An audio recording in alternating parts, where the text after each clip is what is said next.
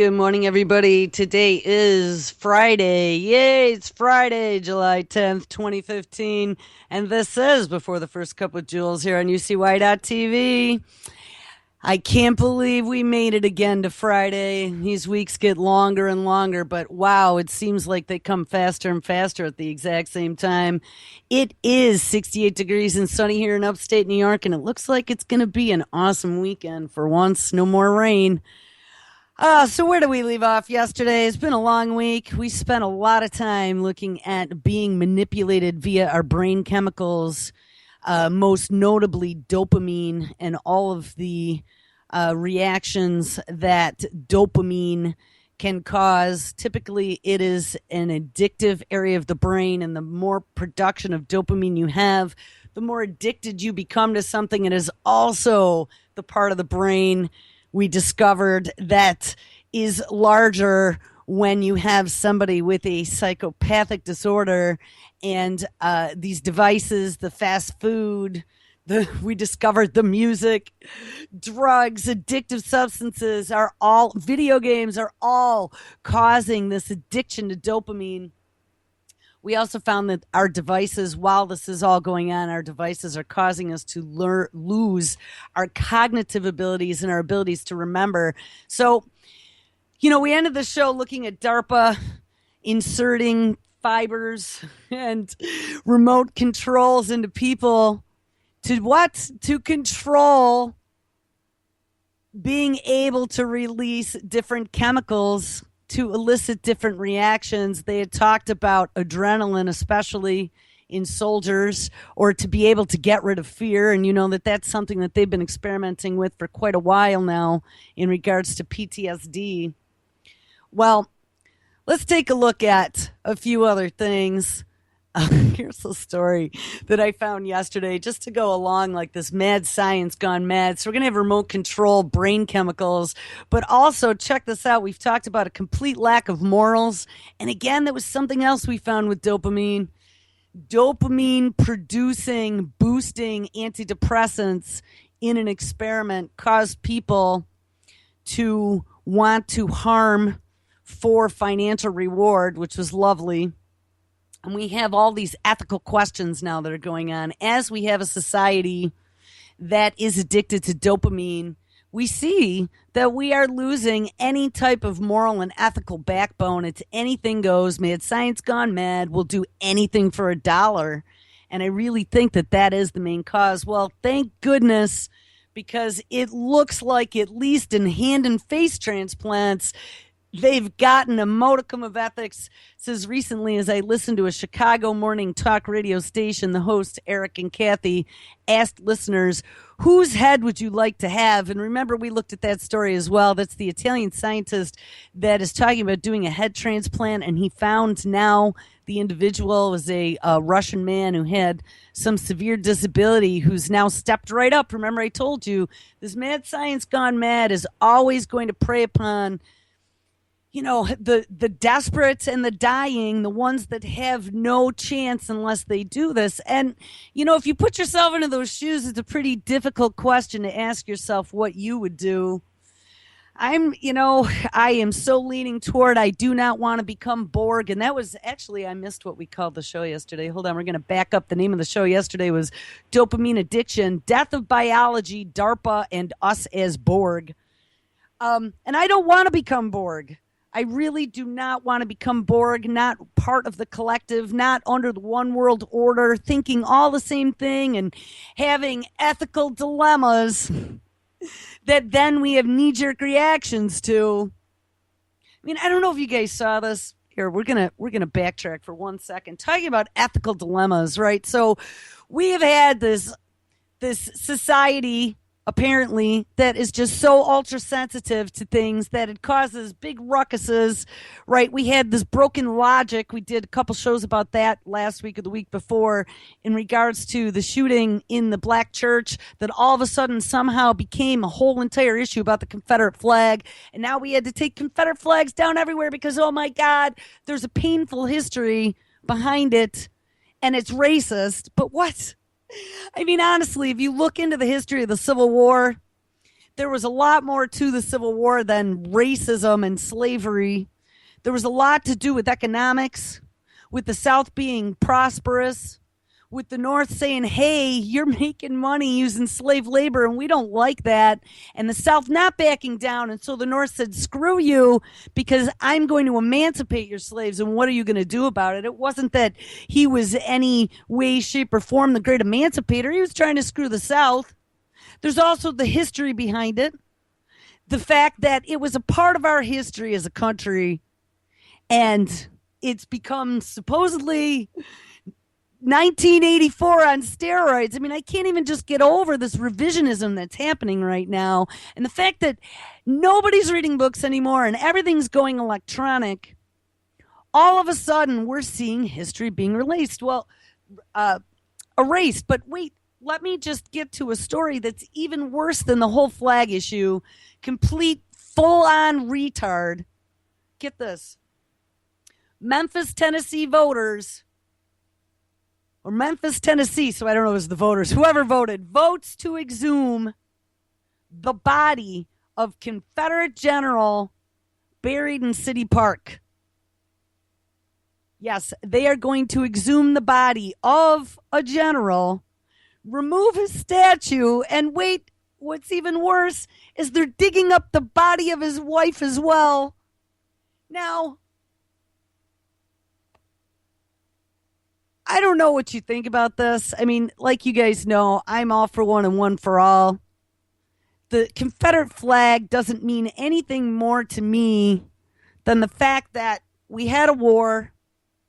There were a lot of reasons for the war. There's a lot of, I'd say, still long-standing sore feelings from many different sides of the fence. I mean, they make this a black-white issue, but there's a north-south issue. It's become a form of identity for the South. But think about what happened. The South rebelled. It was known as the rebel flag. That was the battle flag. Now think about this for a second. As this revisionist history is happening, and not only are we taking down flags, I guess here right about now they're having some press conference ceremony taking down the flag at the South Carolina Capitol building right as we speak. But as we have this revisionist history happening and all these people standing up going, yay, I mean, I'm looking at all these comments and sometimes people are just so clueless. Because what this is doing is erasing a portion of our revolutionist history. And as things are at levels never before seen for tension, man-made or not, and I really think there's been so much pot stirring that's gone on, divide and conquer. We did a whole show on that too with Brandon, I think last Friday. You know, they're trying to erase any type of thought for us to stand up. And now let's tie this back to the dopamine. You know, Dale from chat dropped an interesting link to me yesterday after the show. And as a matter of fact, I still have it open here. Thank you very much, Dale. It was out of news-medical.net, dopamine functions. Dopamine is a neurotransmitter released by the brain that plays a number of roles in humans and other animals. Now, we've looked at a whole bunch of different things. I mean, there's the physical and then there's the psychological, the addiction. It's the addiction center of the brain. But listen to what some of the biological functions are. 1, movement. As we're all addicted and flooding our brains with dopamine to get our next high, our movement is being affected as we have fat asses sitting on the couch, not standing up and doing anything. Number 2, memory. Hey, as we're listening to these videos, feet on the street, man asking questions, and they're asking people what the Declaration of Independence was about or who we separated from and what the 4th of July was all about, and nobody can remember. Or I think we listened to the clip with Mark Dice asking them about 1984 yesterday. Nobody could remember. And remember, remember, yes, definitely remember that when you don't, and also we learn that our devices are causing us to lose ancillary, unimportant, quote unquote, in our daily lives facts because we depend too much upon them. We're going to look at another story as well that we have here about, and I thought this was interesting because I always believe this, while having a challenging job could protect you from cognitive decline. Remember, your brain is just a big organ.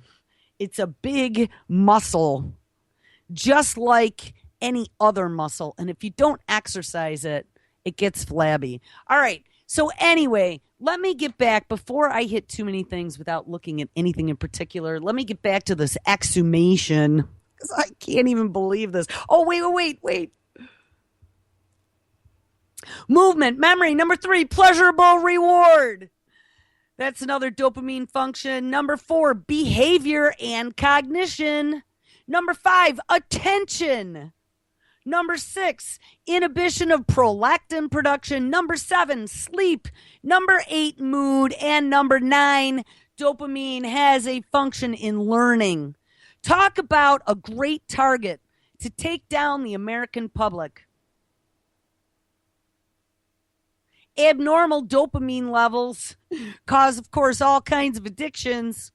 And we have set America on full tilt. So anyway, all right. Now that we've completely decimated the thinking processes of America, now let's fast forward to this broken logic that started with a shooting that then became a racism ploy, that then became a sensitivity ploy, that then became revisionist history. I also saw the Epcot Center is taking down the Confederate flag as well.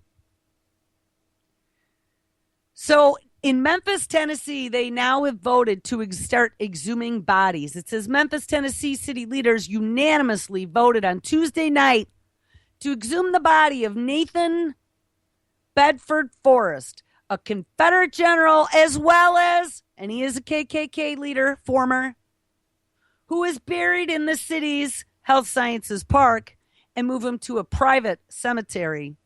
According to the report, the city council also voted to move his wife's body from the park and to take down the statue of Forrest sitting on a horse that currently stands in the park. The action is just one of the more recent moves of the city and state leaders pushing for the removal of Confederate symbols. And listen, a friend of mine said the other night, and you know, before this happened, I had flags queued up on Amazon, and I should have bought them. But my friend says the other night, hey, you should see if they have any of those die-cast toys from, what was the TV show? Come on, Cupid Doll for UCY listeners. What on earth was that TV show that they had the Confederate flag that they just now stopped playing on TV land? Who are we? Come on, what is it?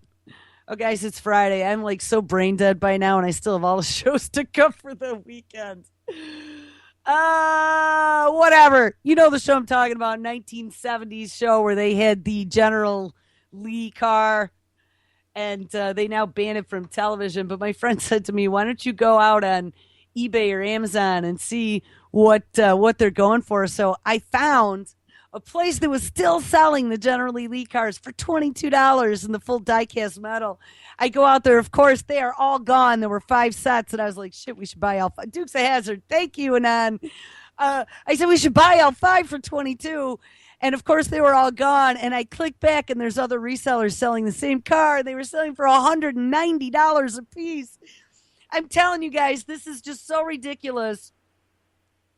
And now we've gotten to the point where we are exhuming bodies. I can't even get. Have we not crossed a serious moral line here? Because I think we have.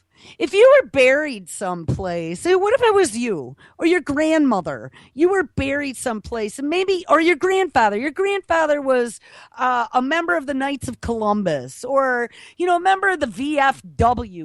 What say in the Star Trek-esque Next Generation, perfect world Agenda 21 universe, that they decided that war was bad. So anyone who fought in a war, anyone who was in a VA cemetery, all their flags and their tombstones had to be removed, and they dug them all up and planted them in the garbage dump. I mean, how would you feel? One of the things that I've been seeing, what's so ridiculous, is that the media and the governments, the local governments, are playing this into such a big fucking deal. But I'm seeing all these interviews with black people who are like, hey, the one dude, he's like, well, my uncle, was a cook, and then he was promoted and fought in the black battalion, and they gave him pensions and all kinds of stuff. And I'm really proud of what he did fighting for, the South and my home area where my family lived and whatever. And, that's the thing. I mean, this is a part of history, and they are spinning up this race war. So it just pisses me off that we have now taken it to the insane level where we're going to exhume fucking bodies. All right. I'm not going to do any more on this because it is such a distraction that everybody who isn't a thinking human being, everyone who is addicted to dopamine, have now put this in the front of their brains because it is what they're telling them on television is important.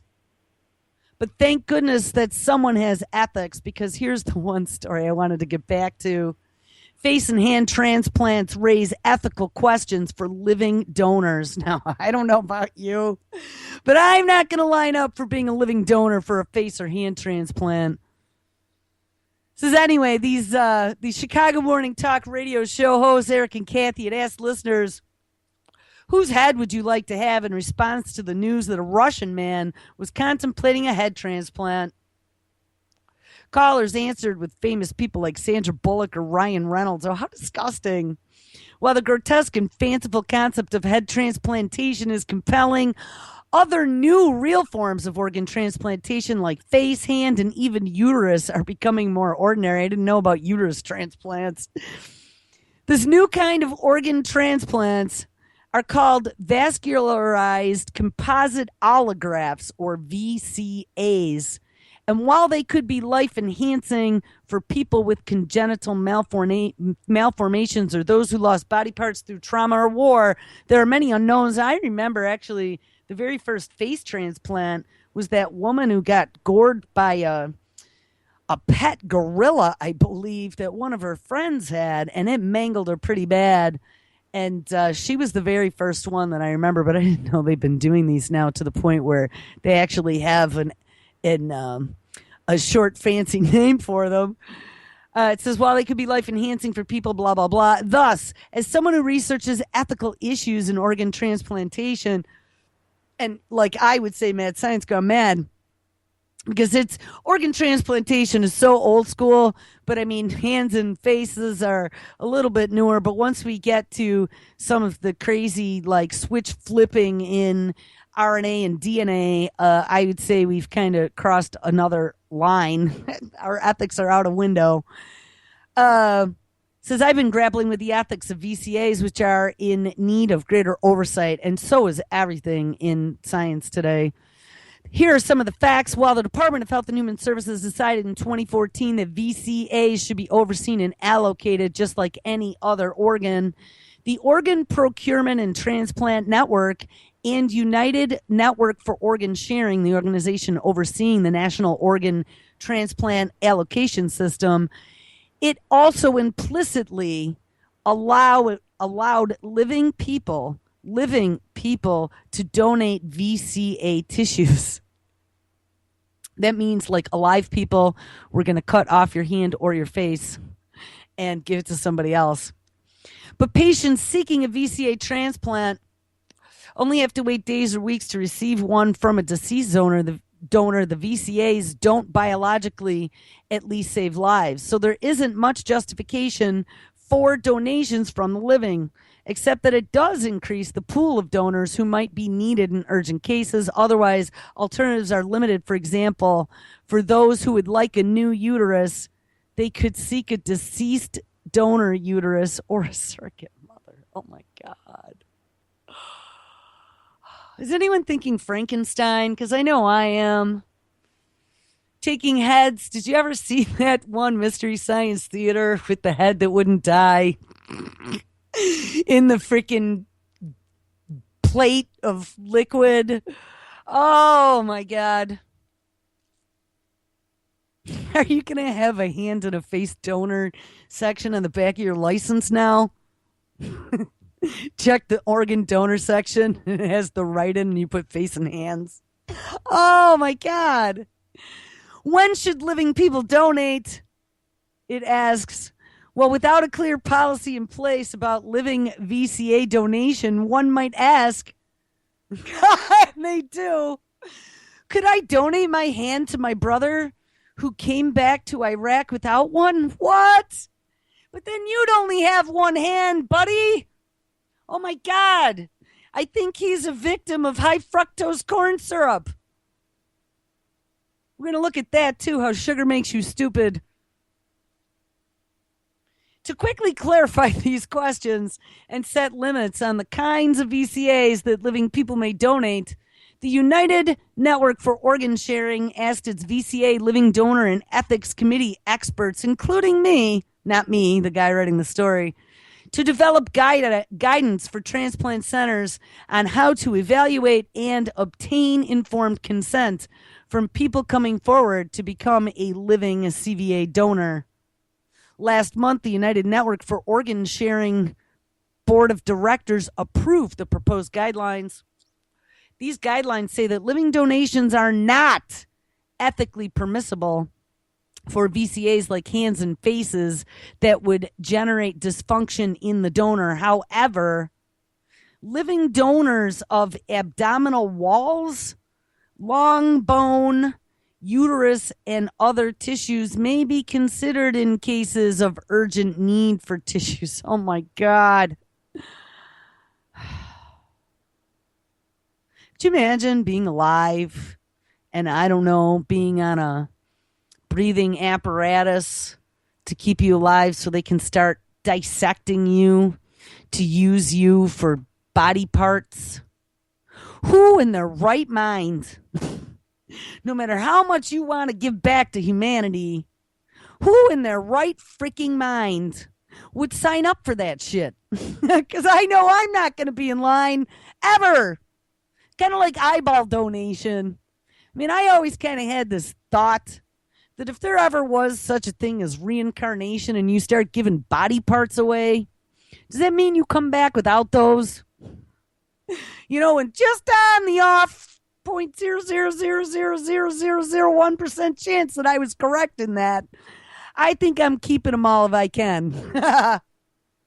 Jesus. I mean, could you imagine being like a living... It's making me think of like the X-Files movie where they find that whole area where all those bodies are hanging upside down in pods to be used for food. Soylent Green will be next. This is just a horrifying thought. And this is all in the name of science. They want to convince you to be a donor because, you know, it's the right thing to do morally and ethically, just like it's the right thing to do to take down Confederate flags so everyone with really sensitive feelings, whose hearts are broken over the meaning behind a symbol, the same ones now digging up Confederate generals and his wife to move them, are the same ones convincing you that donating your organs is the right thing to do. They'll be the same ones convincing you in the future that Nana is a tax on the healthcare, on the socialized healthcare system.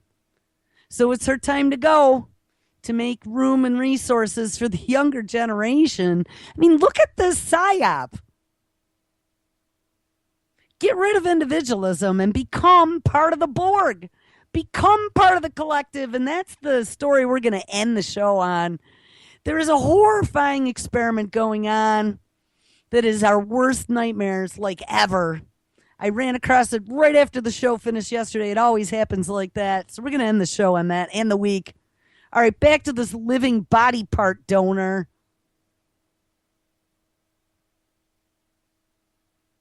I agree that there may be a compelling reason to consider a living VCA donor in these scenarios, but only if doctors are well informed of the risks and the benefits to themselves and to the recipients.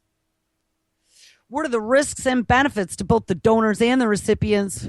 Only about 140 VCA transplants from deceased donors have ever occurred worldwide, so we know little about how the recipients are faring.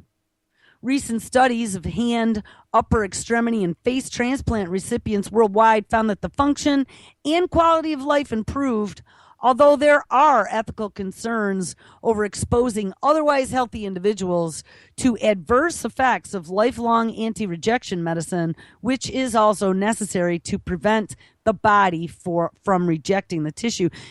Some of the other stuff that they've done is they're getting so far on stem cells and being able to grow organs on these sugar scaffolds.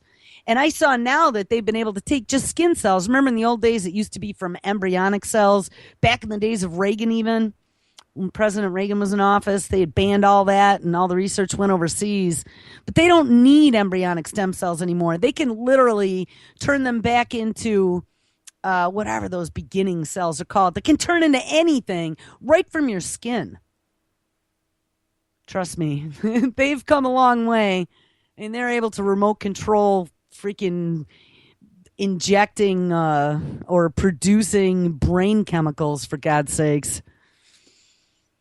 So why couldn't they grow a face is what I'm saying. They can 3D print anything. They got cars now. They got, organs, livers, hands, all these different things. I don't think it's going to be too long before you can 3D design with 230-point AI facial recognition. You can design you any type of designer face that you want.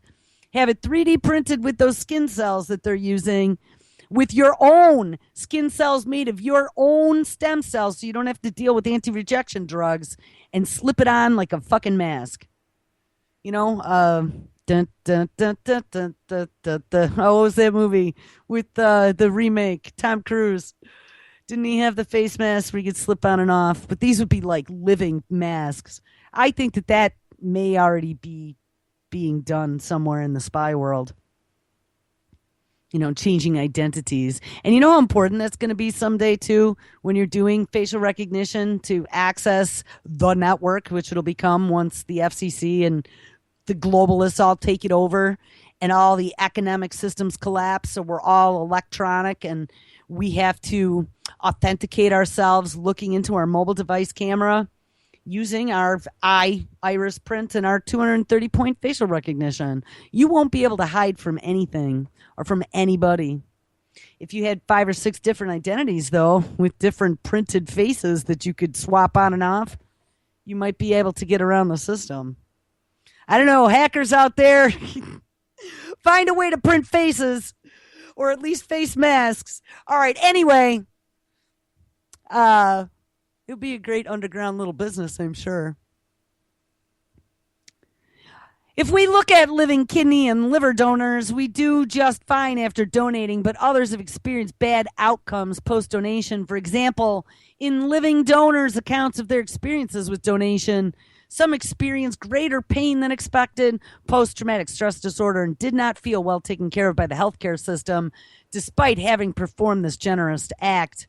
Considering these outcomes after 369,000 kidney transplants in the United States since 1988, how well will VCA donors fare? Well, ultimately, as the living donor, you can decide what is in your own best interest. But with so little information about donor or recipient outcomes, potential donors cannot make informed treatment decisions. Like, are these... I can't even get over the fact that people are deciding how their body parts are going to get taken. But they don't talk about, are they awake? Are they like dying in a hospital bed and they're hacking off hands? It says they may be motivated to donate solely based on their emotional relationship with the patient, as many studies show to be the case. It's like someone who wants to donate long bone tissue to a relative without knowing whether or not the living donor of the same long bone tissue had occurred any leg dysfunction after donating. While we need pioneer donors, of course, be the first to line up, whose outcomes we learn from, First human trials. They're always looking for the guinea pigs out of the pool of the desperate. We also urgently need other kinds of research, such as on the quality of life before or after donating or receiving a VCA. Finding out what information potential living VCA donors need to know about donors and recipient outcomes is essential for improving the consent process to enable future donors to make informed decisions. And until this happens, living VCA donation is no longer considered experimental, where greater oversight is needed to protect living donor safety. Now, this guy says head transplants won't be happening anytime soon. Well, I heard within the next 2 years is what they're hoping. With other living VCA donations now permissible, it is only a matter of time before more people step forward to offer tissues to patients in need, and healthcare system needs to be prepared to protect potential VCA donors by optimizing the informed consent process. Yeah. So once you ink, that's another question I have. Once you ink, should we? Well, I don't think I'm going to waste any more time. Once you ink that document that says that you're going to donate living tissue, I got a question. Can you back out at the end? Like, what if you have second thoughts and you say, nah, you know what?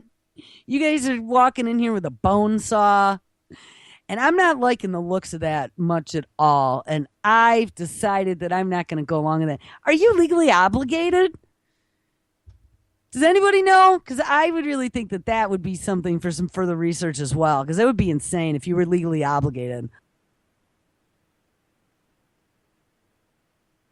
Or had to pay some sort of like penalty after the fact against the contract because they spent time and money like keeping you alive or whatever. All right, anyway, so our ethics have gone right out a window. Our American public has gotten to the point where we don't even know which way is up or down. We discovered that dopamine has a lot to do with stupidity, and the stupidity comes through addiction. I think people just do things because it gives them the next fix, and they follow that dangling carrot. There's something I wanted to play here, and this might be a good point to do it. Let me add myself. I got to make sure I don't have anything playing in the background, I hope.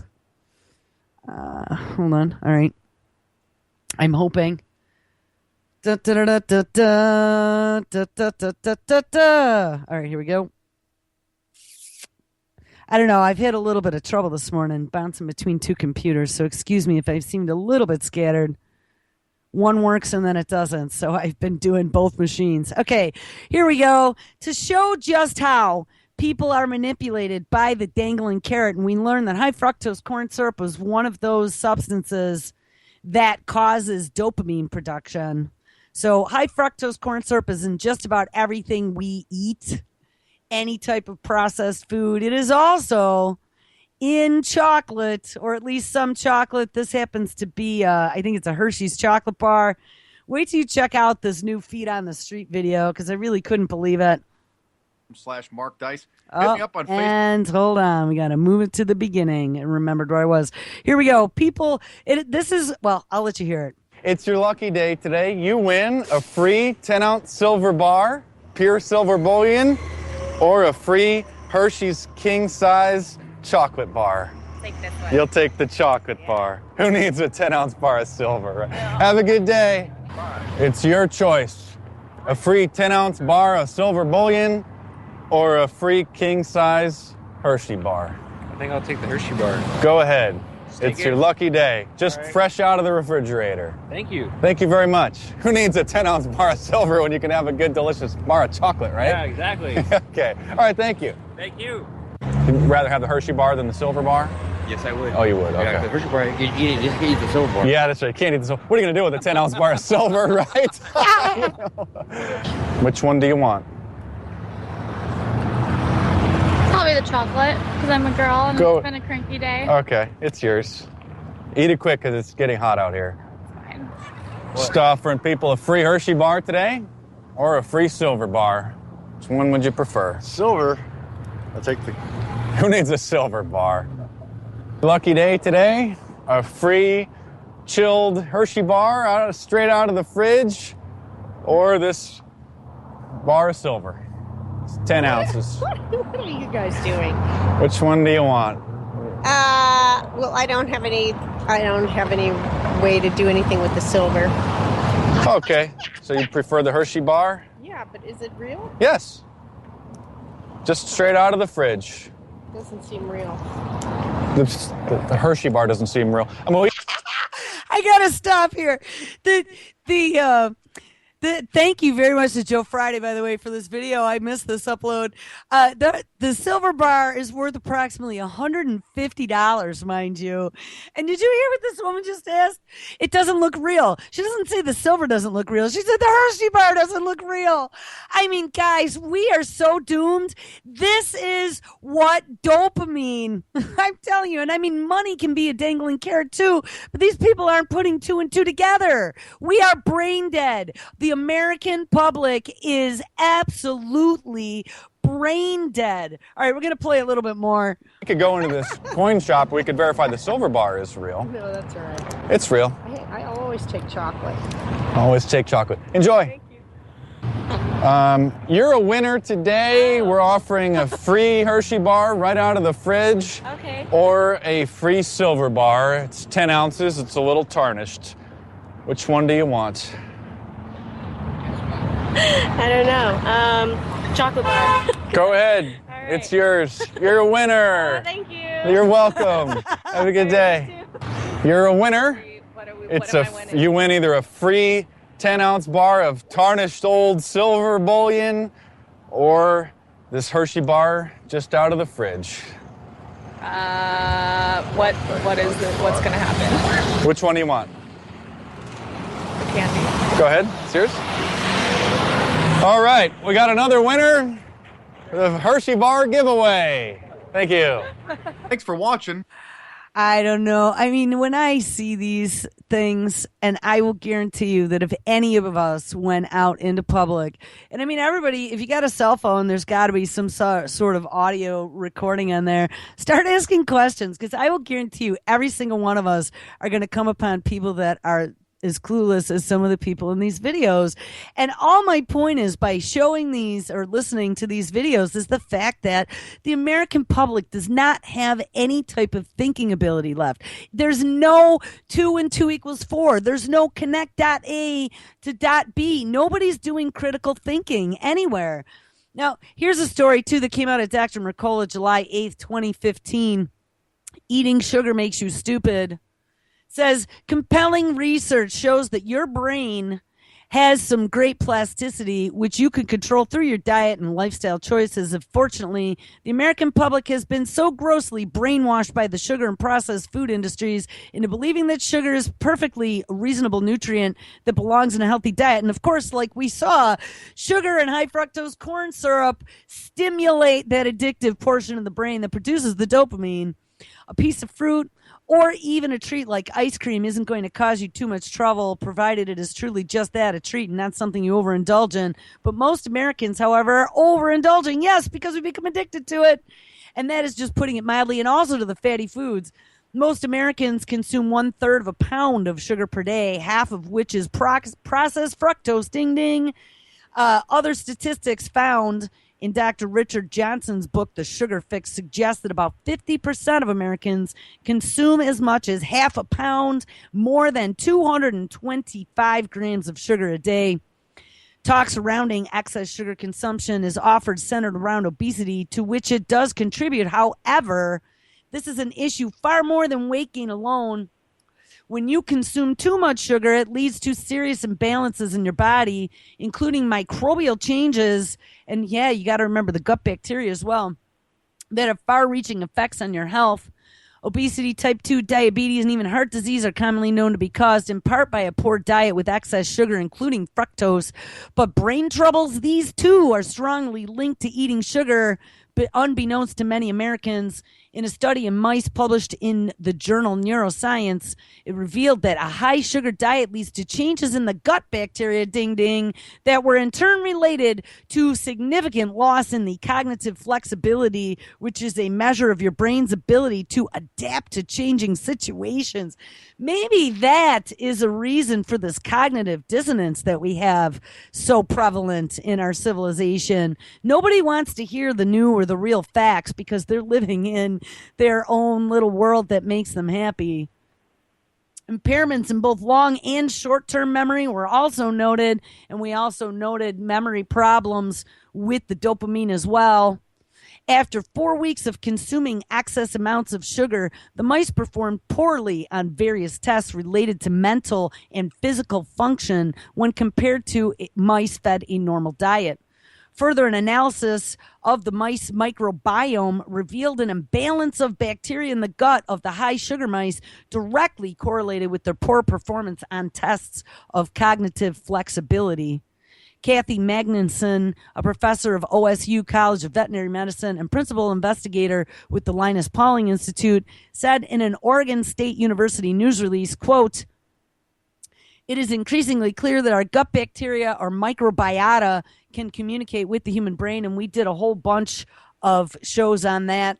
Bacteria can release compounds that act as neurotransmitters, stimulating sensory nerves or the immune system, and affect a wide range of biological processes. Notice, though, too, nobody's mentioning dopamine in here. We are not sure what messages are being sent, but we are tracking down the pathways and its effects. This isn't the first time sugar has been linked to declines in brain function.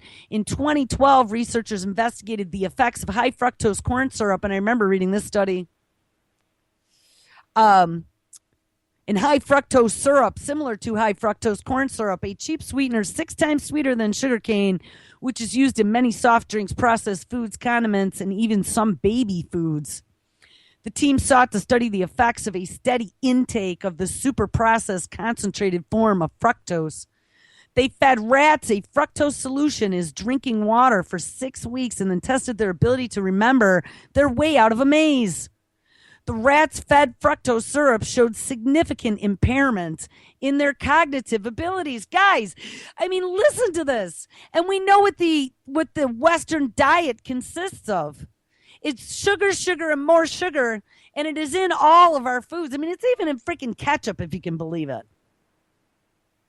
And they have, in just 6 weeks, a significant impairment in cognitive abilities, where they struggled to remember their way out of the maze. They were slower, and their brains showed a decline in synaptic activity.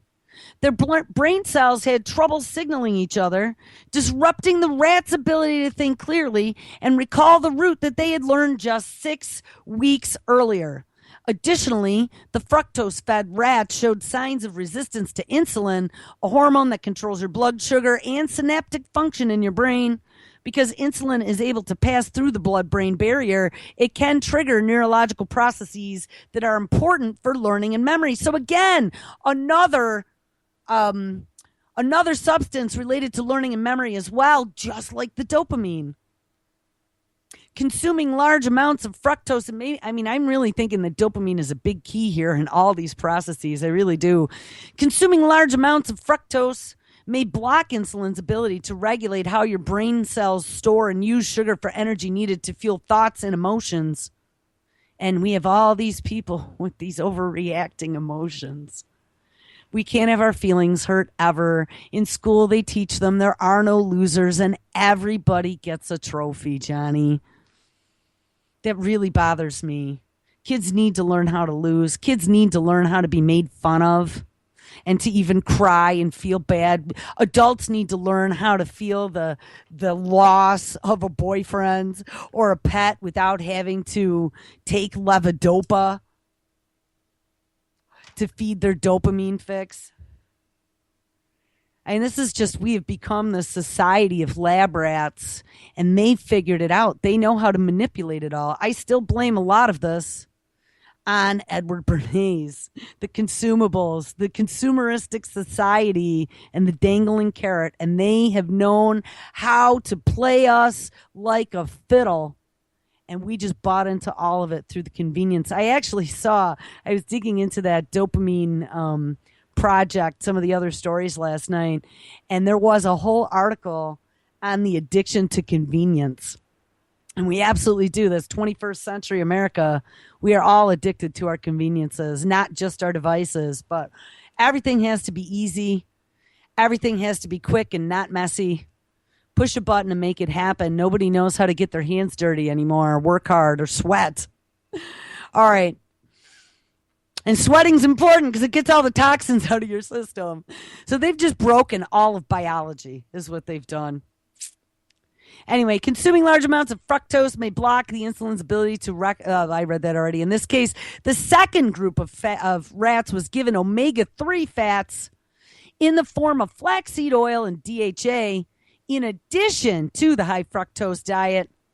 After 6 weeks, this group of rats was able to navigate the maze better and faster than the rats of the non-DHA group. And they've said for a long time that oils and cholesterols are really good for your brain, especially your omegas, because your brain is made of fats. And they think that a lot of the dementia and the Alzheimer's that we're seeing now could have something to do with the 20 plus years that we sold to the American people that they should go on a low-fat diet. I mean, I know my mother and all of her friends did it in the 70s and the 80s. Everybody was on diet this and diet that. Sodium saccharin back in the 70s, and then that Splenda shit and whatever. Fago, the Fago Nazi pop. Researchers concluded that DHA is protective against fructose's harmful effects on your brain. DHA is essential for synaptic function and helps your brain cells transmit signals to one another, which is a mechanism that makes learning and memory possible. Your body cannot produce enough DHA, so it must be supplemented through your diet in wild-caught seafood or a supplement like krill oil, and trying to find anything that doesn't have radiation in it might be a little difficult. Many Americans are seriously deficient in omega-3 fats, which may be especially vulnerable to the harmful effects of excess fructose. All right, I'm running out of time, so I don't want to. This is actually a really long story. Another section of this, even dementia, has been linked to a poor diet. So stay away from sugar, people. There's another study here. Why having a challenging job could protect you from cognitive decline. And like I said, exercising your brain like an organ, doing research every day, reading, I think is what differentiates us from the very clueless masses that are having, I mean, we're seeing a disorder. This is almost like there is a mass mental illness going on here that is chemically induced through our environment.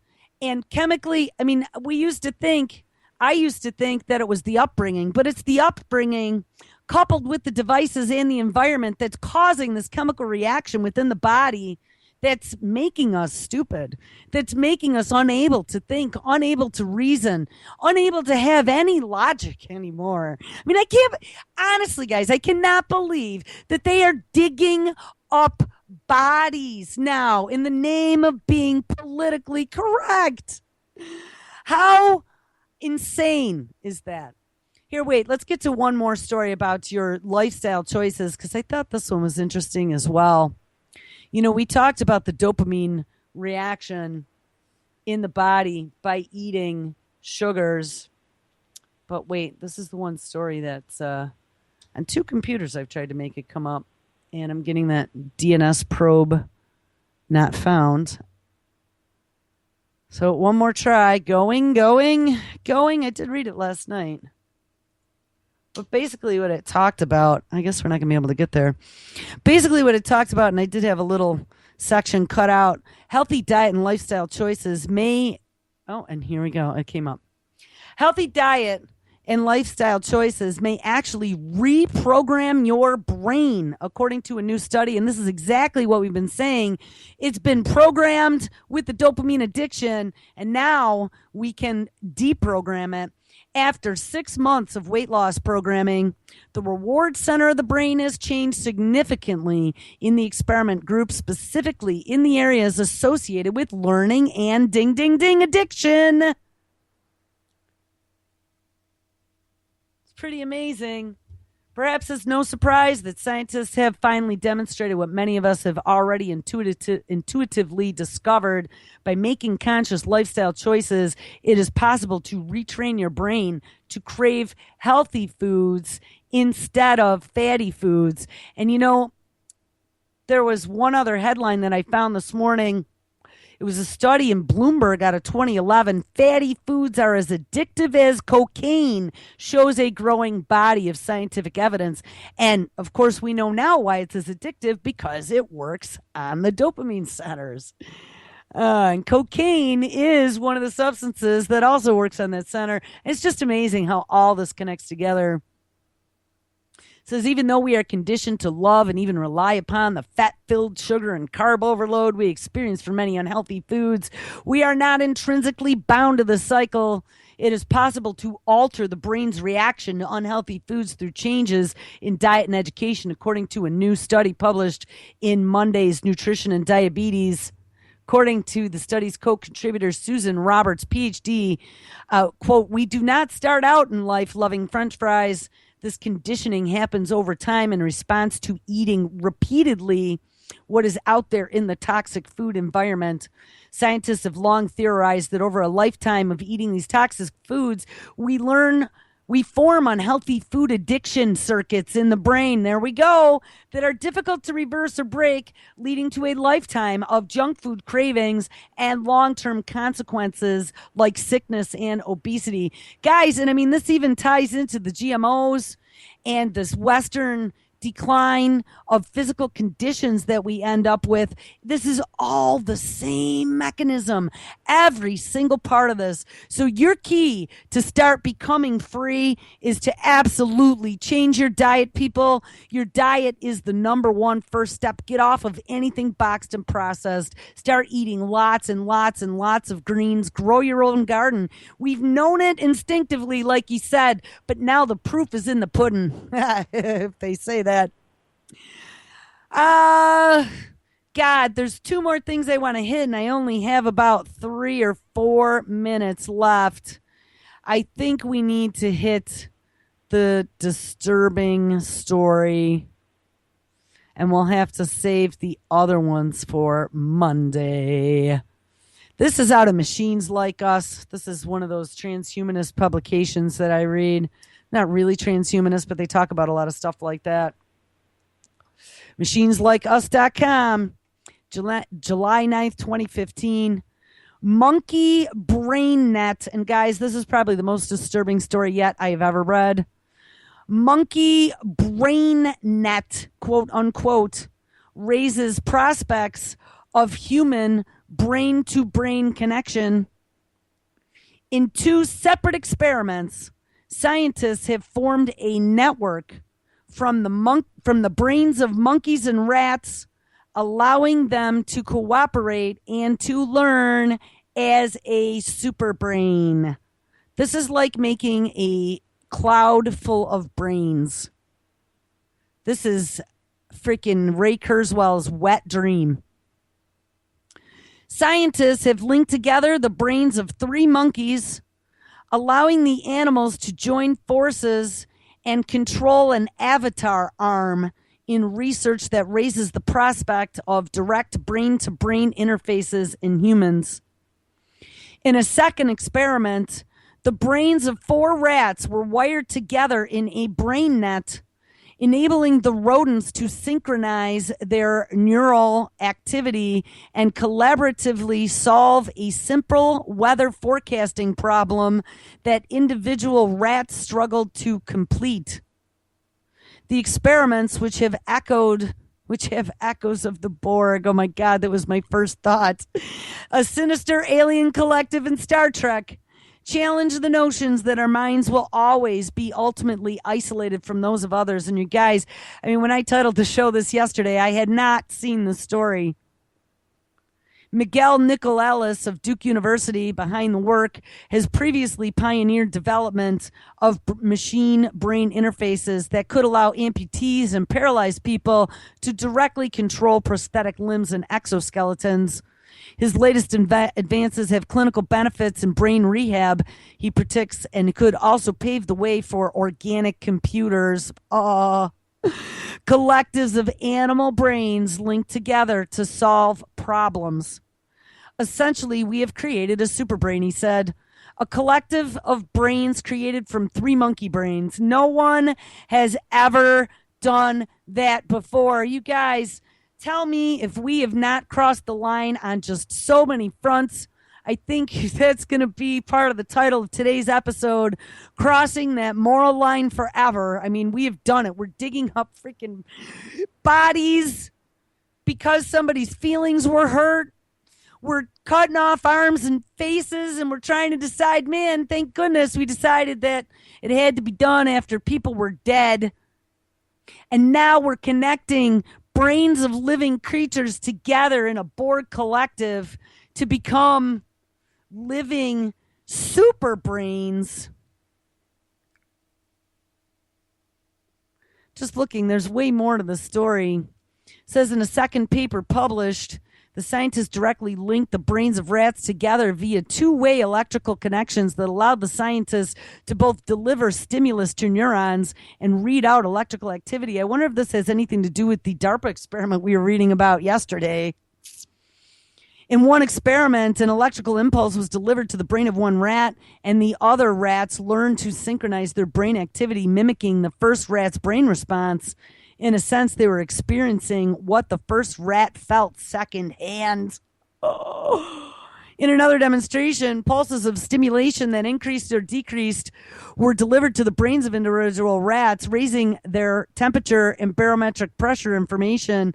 The rats were able to combine the information to produce a collective output that predicted an increase or decreased chance of rain. So we're also turning them into little brain collective weather predictors. All right, guys. Well, that is where we're going to end the show this Friday. We have super brain rat Borgs. All right, everyone, make sure you stick around. There's all kinds of new stuff tonight. Josh, live at 6 p.m. Eastern. Primer time with Nick and Michael is going to be there. Random replay. Truth on the Tracks, this week's episode with Brainerd Turville. Reality Bites, brand new show with Neil Foster, 10 p.m. Eastern. And Anti-Media Radio with LaVon at 11. All live. All right, guys, make sure you stick around Saturday, Sunday as well. See you on Monday.